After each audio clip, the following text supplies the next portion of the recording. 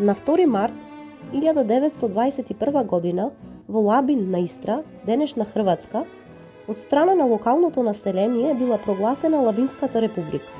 Уште пред да ја преземат власта во кралството Италија, фашистите спроведувале антиработнички и терористички акции на перифериите на државата. Така, во 1921 година, тие упаднале во работничкиот дом во Трст и запалиле и нападнале синдикални представници на рударите од рашките рудници.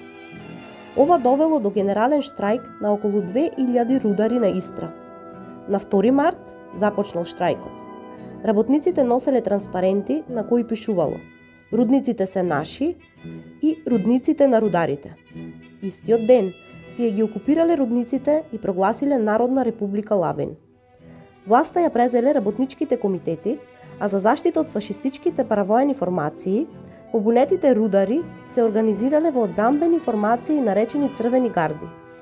Така, ќе остане забележано дека на 2 март 1921 година, за прв пат на Балканот, работниците во еден град ги преземаа средствата за производство во своји раце, односно самите почнаа да ги управуваат рудниците.